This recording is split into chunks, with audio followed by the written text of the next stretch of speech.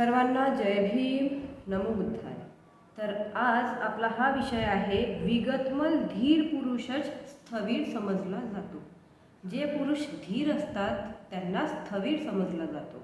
आतापर्यंत आपण भिक्खूंचे, जसं भिक्खू असते आधी, त्याच्यानंतर स्थवीर, महास्थवीर, महाथेरो, थेरो, हे जे सगळे आहेत, ठीक आहे, त्याच्यामधून आपण स्थवीर कुणाला म्हणता येणार, स्थवीर कुणाला म्हणता येणार आणि स्थवीरामध्ये कोणती कोणती क्वालिटी असल्या पाहिजे, हे सगळं आज आपण बघणार आहोत। तर आज आपली ही गोष्ट आहे लकुंटक भद्दीय स्थवीराची गोष्ट। लकुंटक भद्दीय स्थवीराची गोष्ट आहे।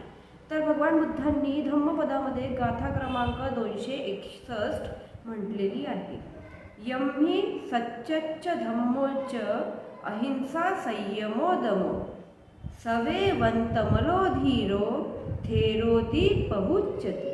ह्या गाथेचा अर्थ अशा प्रकारे आहे, ज्याच्यात सत्य, धर्म, अहिंसा, संयम आणि दम आहे, ज्या पुरुषामध्ये ज्याही व्यक्तीमध्ये सत्य म्हणजे खरं बोलणारा आहे, धर्म, त्याचबरोबर अहिंसा आणि संयम आहे आणि दम आहे, तोच विगतमल आणि धीर पुरुष हा स्थवीर समजला जातो। अशाच धीर पुरुषाला स्थवीर समजलं जाते। तथागत भगवान बुद्ध जेतवनात विहार करीत असताना स्थवीर भद्दीयांना उद्देशून त्यांनी वरील 2 गाथा म्हटलेल्या आहेत। स्थवीर भद्दीयांना उद्देशून तथागतांनी ह्या वरच्या 2 गाथा म्हटलेल्या आहेत, जेव्हा भगवान बुद्ध जेतवन विहारामध्ये राहत होते तेव्हा। स्थवीर भद्दीय अत्यंत ठेंगणे असल्या कारणाने त्यांना लकुंटक भद्दीय म्हणून ओळखले जात असे। जे स्थवीर भद्दीय होते ते अत्यंत म्हणजे त्यांची हाईट खूप कमी होती, ठेंगणे होते ते, म्हणून त्यांना लकुंटक भद्दीय म्हणून ओळखले जात असे। एके दिवशी भगवान जेतवनात विहार करीत असताना 30 भिक्खू त्यांच्या दर्शनासाठी आले। आता एक दिवस काय झालं की भगवान बुद्ध जेव्हा जेतवनामध्ये राहत होते, विहार करीत होते, तेव्हा 30 भिक्खू त्यांच्या भेटीसाठी आले। ज्यावेळी 30 भिक्खू शास्त्राची वंदना करण्यासाठी जात होते, त्याच वेळी लकुंटक भद्दीय स्थवीर भगवंतांना वंदन करून निघून गेले। ज्यावेळी ते 30 भिक्खू भगवंतांना वंदन करायसाठी जात होते, त्याच वेळी लकुंटक भद्दीय भगवंतांना वंदन करून तिथून निघून गेले। त्या 30 भिक्खूंच्या आल्यानंतर भगवंतांनी त्यांना विचारले, जेव्हा ते 30 भिक्खू भगवंतांकडे आले तर भगवंतांनी त्यांना विचारले, काय तुम्ही लोकांनी इथून जाताना एका स्थवीराला पाहिले आहे काय? तर भगवान बुद्धांनी काय विचारले त्यांना, 30 भिक्खूंना, की तुम्ही इथून जेव्हा जात होते, इथून जेव्हा येत होते, तेव्हा तुम्ही इथून जाताना एका स्थवीराला बघितले आहे काय? यावर भिक्खू म्हणाले, भगवान, आम्ही कोणी स्थवीरांना येथून जाताना पाहिले नाही। तर ते 30 भिक्खू भगवंतांना सांगतात की आम्ही इथून जाताना कोण्याही स्थवीराला बघितले नाही, मात्र एका श्रामणेराला जाताना आम्ही अवश्य पाहिलेले आहे। आम्ही स्थवीराला जाताना तर बघितले नाही, परंतु एका श्रामणेराला इथून जाताना अवश्य बघितलेले आहे। यावर भगवान म्हणाले, भिक्खूंनो, येथून जाणारा तो श्रामणेर नव्हे तर ते एक स्थवीर होते। तर मग भगवान बुद्ध त्यांना सांगतात की इथून जे गेले ते श्रामणेर नाही आहेत, तर ते कोण आहेत? स्थवीर आहेत। यावर भिक्खू म्हणाले, भगवान, तो तर एक अत्यंत लहान आहे। 30 भिक्खू म्हणायला लागले भगवान बुद्धांना की तो तर अत्यंत लहान आहे, इतक्या लहान वयात कोणी स्थवीर होणे कसे शक्य आहे? आणि त्यांनी प्रश्न केला की भगवान बुद्धांना इतक्या लहान वयामध्ये कुणी स्थवीर होणे कसे काय शक्य आहे? यावर भगवान म्हणाले, भिक्खूंनो, केवळ वृद्ध होण्याने आणि स्थवीराच्या आसनावर बसण्याने कोणी स्थवीर होत नाही। वृद्ध झाल्याने आणि स्थवीरांच्या आसनावर बसल्याने कुणीही स्थवीर होत नाही, परंतु ज्याने 4 आर्य सत्याचे ज्ञान प्राप्त करून ते प्रत्यक्ष जाणले। ज्याही पुरुषाने 4 आर्य सत्याचे ज्ञान प्राप्त करून ते प्रत्यक्षपणे जाणले आणि संपूर्ण जनसमूहासाठी तो अहिंसक झाला, तोच खरा स्थवीर आहे। अशाच पुरुषाला काय म्हणता येणार? स्थवीर म्हणता येणार। स्थवीर होण्यासाठी वयाचा काही संबंध नाही, स्थवीर होण्यासाठी वयाचा काही संबंध नाही आहे। ज्याच्या अंतरातील चंचलता संपली, ज्याने आपल्या अनुभवातून जीवनाचे रहस्य जाणले, तोच खरा स्थवीर आहे। ज्याच्या मनातली, ज्याच्या आंतरिक मनातली अंतरातील चंचलता संपली आणि ज्याने आपल्या अनुभवातून आपल्या जीवनाचे रहस्य जाणले, त्यालाच काय म्हणता येणार, तर त्याला स्थविर म्हणता येणार. आणि स्थविर ही काही कोणी दिलेली पदवी सुद्धा नाही आहे. कुणी आपल्याला स्थविर ही पदवी देत नाही, ते आपल्याला स्वतःला प्राप्त करून घ्यावी लागते. की चला एखादा मनुष्य आता म्हातारा झालेला आहे, तर आता आपण त्याला स्थविर पदवी द्यायला पाहिजे, असं होत नाही, हे शक्यच नाही आहे. तेव्हा त्याला स्थविर म्हणा. स्थविर होणे ही बोधीची अवस्था आहे. स्थविर होणे कशाची अवस्था आहे, तर बोधीची अवस्था आहे. तुमचा बोध आता परिपक्व होऊन जीवनाला जागरूकतेने जगण्याची कला तुम्हाला अवगत झाली की तुम्ही स्थविर झालात. जेव्हा तुम्हाला तुमचा बोध परिपक्व होऊन जीवनाला जागरूकतेने जगण्याची तुमची अवस्था जेव्हा झाली, जेव्हा तुम्ही अवगत झाले, तेव्हा तुम्ही काय झालात, स्थविर झालात. तर स्थविर कोणीही होऊ शकते. आपल्यासारखा साधारण मनुष्यसुद्धा स्थविर बनू शकते. तुमची प्रज्ञा जागी झाली, 4 आर्य सत्याचा तुम्ही साक्षात्कार केलात, तर तुम्ही स्थविर झालात. आपल्यामधली आपल्याला काय करायचं आहे, प्रज्ञा जागी करायची आहे आणि 4 आर्य सत्यांचा साक्षात्कार करायचा आहे. दुःख आहे, तर दुःखाला कारण सुद्धा आहे. या संपूर्ण जगामध्ये, संपूर्ण विश्वामध्ये दुःख आहे आणि दुःखाला काय आहे, कारण सुद्धा आहे. विनाकारण दुःख उत्पन्न कधीही होत नाही आणि दुःखावर मात सुद्धा करता येते. दुःखावर आपल्याला मात सुद्धा करता येते व त्यासाठी दिलेला मार्ग आहे. ज्यांनी ह्या 4 आर्य सत्याचे दर्शन केले, ज्याने त्यांचा साक्षात्कार केला, तोच खरा स्थविर आहे. 4 आर्य सत्याचे ज्यांनी दर्शन केले आणि ज्याने त्यांचा साक्षात्कार केला, तोच खरा स्थविर आहे. अशा चित्ताचा मनुष्य कोणीही कोणाशी स्पर्धा करीत नाही. ज्याच्या चित्त, ज्याच्या मन असा राहते, तो कुणाशीही स्पर्धा करीत नाही, कोणाशी शत्रुत्व ठेवत नाही, सगळ्यांसोबत मैत्री ठेवते, सगळ्यांप्रती मंगल मैत्री करत असतो. त्याला कोणी बनण्याची आकांक्षा किंवा आसक्ती नसते. त्याला कुठल्याही गोष्टीची आसक्ती नसते. त्याची महत्वाकांक्षेपासून मुक्तता झालेली असते आणि तो मग अशा प्रकारे काय बनतो, अहिंसक बनतो. अशा मनुष्यांच्या शारीरिक वयाचा संबंध नाही. लहान वयाचा पुरुष सुद्धा स्थविर बनू शकते. वयाचा काहीही संबंध नाही आहे. तो जागृत झाल्यापासूनचे त्याचे खरे वय मोजले जाते. ज्यावेळी तो जागरूक झाला तेव्हापासून ते त्याचे खरे वय मोजले जाते. त्याला झालेला बोध ना समय सापेक्ष ना स्थान सापेक्ष असतो. संपूर्ण सीमा पार करून प्राप्त करून झालेला बोधच मनुष्याला स्थविर बनवतो. सगळ्या सीमा पार करून प्राप्त झालेला बोध म्हणजे ज्ञान त्याला काय बनवते, स्थविर बनवते. भगवान बुद्ध पुढे म्हणाले, ज्या मनुष्याचे डोक्यावरील केस वृद्धत्वामुळे पांढरे झाले, अर्थात केस पिकले, यामुळे तर स्थविर होऊ शकत नाही. एखाद्या मनुष्याचे डोक्यावरचे केस पांढरे झाले, तो वृद्धत्व त्याला प्राप्त झालं, त्याच्यामुळे तो कधीही स्थविर होऊ शकत नाही. त्याचे वय वाढले, वय परिपक्व झाले, तरी जर त्याच्यात प्रौढता आलेली नसेल, प्रज्ञा आलेली नसेल, तर तो व्यर्थची वृद्ध झाला असे समजले पाहिजे. जर तो वयाने वृद्ध झाला परंतु त्याच्यामध्ये प्रज्ञा वाढलेली नसेल, तर तो व्यर्थपणे वृद्ध झालेला असे समजले पाहिजे. मात्र ज्याही पुरुषामध्ये सत्य, धर्म, अहिंसा, संयम आणि दम आहे, त्या मलरहित, सगळ्या मलापासून रहित मनुष्याला स्थविर समजल्या पाहिजे, स्थविर म्हटले पाहिजे. हे सांगून भगवंतांनी ही गाथा म्हटलेली होती. प्रथम स्थविर या शब्दाचा अर्थ समजून घेऊ. आता आपण स्थविर या शब्दाचा अर्थ समजून घेऊ. आपण नेहमी ऐकत असतो पण आपल्याला हे कळत नाही.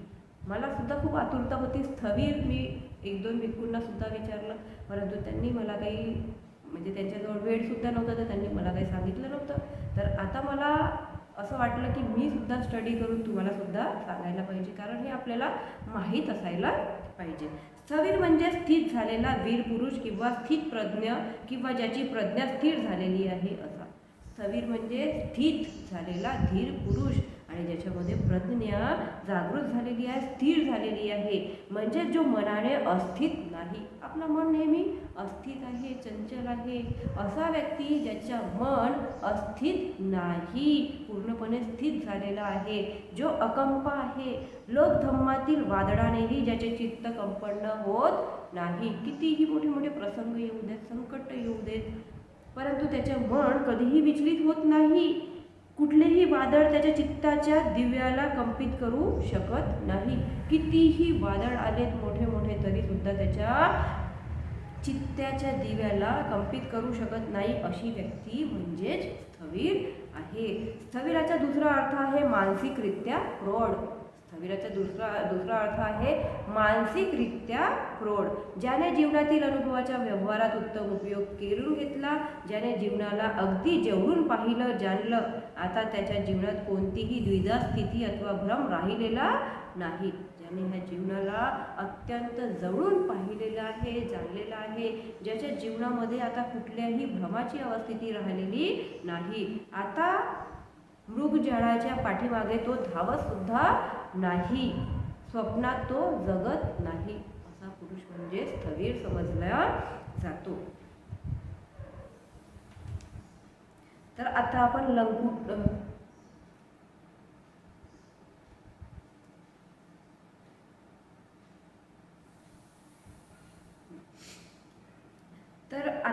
लंकुटक भद्दिया यांच्याबद्दल थोडंसं जाणून घेऊया. श्रावस्तीच्या एका श्रेष्ठी कुळात भद्दियाचा जन्म झालेला होता. श्रावस्तीमध्ये एका श्रेष्ठी कुळामध्ये भद्दियाचा जन्म झालेला होता. तो अत्यंत ठिंगणा आणि कुरूप असल्यामुळे लोक त्याला लकुंटक भद्दिया म्हणून ओळखू लागले. आता तो श्रेष्ठीच्या घरी जन्माला तर आलेला, परंतु तो अत्यंत ठिंगणा आणि दिसायला सुद्धा खूप कुरूप होता. त्याच्यामुळे लोक त्याला लंकुटक भद्दिया म्हणून ओळखू लागले. शास्त्रांच्या नगरागमनानेच प्रभावित होऊन भद्दिय प्रवर्जित झाला. जेव्हा शास्ता भगवान बुद्ध त्यांच्या नगरामध्ये आले तर त्यांच्या आगमनामध्येच तो प्रवर्जित झाला. आगमन होता बरोबरच तो प्रवर्जित झाला. पूर्वीपासूनच संचित पुण्य संपदेने साधना पथावर ते वेगाने अग्रसर झाले आणि सुरुवातीपासूनच ते साधना पथावर खूप अग्रसर झाले. भिक्षाटनाला जाताना संप्रज्ञान सहित एक एक पाऊल उचलून रांगेत सर्वांच्या मागे भद्दिय चालत असत. आणि जेव्हा भिक्षाटनाला सगळे भिक्खू जायचे तर भद्दिय एक एक पाऊल टाकून सगळ्यांच्या मागे जात असत. कारण भद्दियाची कुरूपता पाहून कोण्या भिक्खूच्या मनात कुविचार उठू नये. ते सर्वांच्या मागे ह्यासाठी जायचे, कारण त्यांची कुरूपता बघून कुणाच्याही मनामध्ये कुविचार उठू नये आणि त्यांच्यामुळे बाकीच्या भिक्खूंना भोजन मिळणार नाही अशी स्थिती येऊ नये म्हणून ते सर्वांच्या लास्टमध्ये उभे राहायचे. घृणा, निंदा किंवा उपहास करून कोणी त्या पापाच्या भागीदार होऊ नये आणि ह्यासाठी पण मागे राहायचे ते की त्यांच्यासोबत कुणी घृणा किंवा निंदा केली आणि त्यांचा उपहास केला तर कुणीही त्यांच्या पापाच्या भागीदार होऊ नये म्हणून ते सर्वात आखरीला उभे राहायचे. एके समयी एक सुंदर गणिका भद्दियाच्या रूप पाहून हसली. एक समय काय झाला की ती एक सुंदर गणिका होती, तिने भद्दियांना बघितलं आणि ती त्यांना बघून हसली. तेव्हा तिच्या दाताच्या हाडांनाच निमित्त करून विपश्यनेत प्रतिष्ठापित होऊन ते अनागामी झाले. आणि तेव्हा तिच्या दाताच्या हाडांनाच निमित्त करून ते विपश्यनेमध्ये प्रतिष्ठित झाले आणि अशा प्रकारे ते अनागामी अवस्थेला मग प्राप्त झाले. धम्मसेनापती सारिपुत्तांनी त्यांना विविध प्रकारे धम्म समजावून सांगितलेला होता. धम्मसेनापती जे सारिपुत्त होते त्यांनी त्यांना विविध प्रकारे धम्म समजावून सांगितलेला होता. धम्म पूर्णपणे ग्रहण करून त्यांनी अरहंतपद प्राप्त केले आणि अशा प्रकारे धम्म पूर्णपणे त्यांनी समजून घेतलं, जाणून घेतलं, ग्रहण केलं आणि ग्रहण करून त्यांनी अरहंत पदाला ते प्राप्त झाले. स्थविर भद्दियाचे वर्णन करताना बुद्ध म्हणतात स्थविर भद्दिय एका सुकलेल्या नदीसारखा आहे. स्थविर भद्दिय कुणासारखे आहेत तर सुकलेली नदी असते ना, त्या नदीसारखे स्थविर भद्दिय आहे, जी नदी आता प्रवाहित होऊ शकत नाही. ती ती नदी सुकलेली आहे, ती कधीही प्रवाहित होऊ शकत नाही. अशासारखे कोण आहे तर लंकुटक भद्दीय अशासारखे आहेत. याचे चित्त सर्व संस्काराने विमुक्त झालेले आहे. लंकुटक भद्दीयांचे सगळे चित्त संपूर्ण संस्कारांनी विमुक्त झालेले आहे. याचे सारे स्रोत बंद झालेले आहेत. तो संस्काराच्या उदय वेळाला जाणतो. संस्काराच्या उदय वेळाला तो जाणतो. पंचस्कंद अनित्य आहे. पंचस्कंद अनित्य आहे, अनात्मा आहे, दुःख आहे. हे सगळं लंकुटक भद्दी आता जाणतात. आता पुनर्जन्म नाही हे सुद्धा ते जाणतात. तो म्हणतो जो माझ्या बाह्य रूपाला पाहून माझ्याशी घृणा करतात ते माझ्यातील स्कंद आणि आयतनाला जाणत नाही. आता ते कुरूप होते आणि ठेंगणे होते. तर लंकुटक भद्दीय म्हणतात जे माझ्या बाह्य रूपाला बघून माझ्याशी घृणा करतात ते माझ्यातील स्कंद आणि आयतनाला जाणत नाही. ते समजतात की माझ्या शरीर यष्टी समान माझी प्रज्ञा पण अल्प असेल. आणि ते असे समजतात की माझी शरीर यष्टी जसं माझी हाईट कमी आहे, मी ठेंगणा आहे, कुरूप आहे, त्याचप्रमाणे माझी प्रज्ञासुद्धा अल्प असेल, ठेंगू असेल. जे माझ्या मधुर स्वरामुळे मला पसंत करतात ते पण मला पुरेपूर समजू शकले नाही. आणि जे माझ्या मधुर स्वरामुळे मला पसंत करतात ते सुद्धा मला पूर्णपणे समजू शकले नाही. परंतु याने मला काहीही फरक पडत नाही. कोणी माझ्यासोबत घृणा करो, कोणी मला समजो किंवा न समजो, ह्याच्याशी मला काहीही फरक पडत नाही.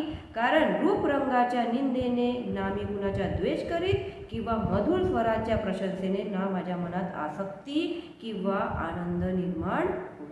कुणी माझ्यासोबत घृणा केली तर मी सुद्धा त्याच्याबद्दल कधीही घृणा करत नाही. आणि कुणी मला पसंतही करत असेल तर त्या गोष्टीची माझ्या मनामध्ये अजिबात आसक्ती किंवा आनंद सुद्धा निर्माण होत नाही. मी आसक्ती आणि द्वेष दोन्हीपासून माझी सुटका करून घेतलेली आहे. आणि त्यांनी आसक्ती आणि द्वेष ह्या दोन्हीपासून स्वतःची सुटका करून घेतलेली होती. समतेत स्थित राहून कम्माचे नवीन बीज पेरून त्याचे संवर्धन करण्याचे मी केव्हाचेच थांबवलेले आहे. आणि ते समतेमध्ये स्थित राहायला सुरू केलेलं आहे त्यांनी. आणि अशा प्रकारे त्यांनी कर्माचे नवीन बीज पेरून त्याचे संवर्धन करण्याचे त्यांनी कधीचेच थांबवलेले आहे. भगवान पुढे म्हणाले, भिक्खूंनो, कोणाचे कायारूप पाहून कोणते संस्कार निर्माण करू नका. भगवान बुद्ध म्हणतात कुणाचेही कायारूप पाहून आपल्या मनामध्ये कोणतेही संस्कार निर्माण करू नका. अनेक कल्पांपासून चालत आलेल्या धम्मयात्रेत कोण कोणत्या थांब्यावर उभा आहे. अनेक कल्पांपासून म्हणजे हजारो वर्षांपासून चालत आलेल्या धम्मयात्रेत कोण कोणत्या थांब्यावर उभा आहे हे फक्त बुद्ध आणि फक्त बुद्धच जाणतात. त्या व्यक्तींच्या व्यतिरिक्त कुणीही जाणू शकत नाही. स्थविर भद्दीय माता पित्याची हत्या करून सुखाने विचरण करीत आहे. स्थविर भद्दीय आपल्या माता पित्याची हत्या करून सुखाने विचरण करीत आहे. आश्चर्यचकित होऊन तेथे उपस्थित भिक्खू एकमेकांकडे पाहू लागले. आणि अशा प्रकारे ते 30 भिक्खू जे होते ते आश्चर्यचकित झाले आणि एकमेकांकडे पाहू लागले. त्यातील एकाने त्यांना विचारले, भगवान असे कृत्य भद्दीयाने केलेले आहे काय? त्यातील एका भिक्खूंनी विचारले भगवंतांना, भगवान असे कृत्य खरंच भद्दीयाने केलेले आहे का? भगवान म्हणाले, होय, त्याने तृष्णारूपी माता भगवान बुद्धांनी काय म्हटलं, त्यांनी आपल्या माता पित्याची हत्या केलेली आहे आणि तो स्थविर बनलेला आहे. परंतु कोणत्या माता पित्याची? तर भगवान बुद्ध आता सांगणारच आपल्याला. तर भगवान बुद्ध काय सांगतात, त्याने तृष्णारूपी माता, आपल्यामधली जी तृष्णा राहते ती आपली माताच आहे. तृष्णारूपी माता तथा अहंकार, आपल्यामधला जो अहंकार आहे तो आपल्या पितासारखा आहे. अहंकाररूपी पिता यांना त्यांनी ठार केलेले आहे. एक आसांच्या रथाप्रमाणे तो स्मृतिमान झालेला आहे. आणि एका आसांच्या रथाप्रमाणे तो आता स्मृतिमान झालेला आहे. तेव्हा तुम्हीही सर्वजण त्याप्रमाणे प्रज्ञावान बना. आणि भगवान बुद्ध सांगतात, तुम्ही सुद्धा सर्वजण ह्याच्याचप्रमाणे प्रज्ञावान बना. थेर गाथांच्या अठ्ठकथांमध्ये भगवान बुद्धांच्या 80 महाश्रावकांमध्ये लंकुटक भद्दीयाचे नाव अग्रक्रमाने घेतले जाते. थेर गाथांच्या अठ्ठकथांमध्ये भगवान बुद्धांच्या महाश्रावकांमध्ये लंकुटक भद्दीयांचे नाव 80 महाश्रावकांमध्ये लंकुट्टक भद्दियाचे नाव अग्रक्रमाने घेतले जाते. साधू साधू साधू.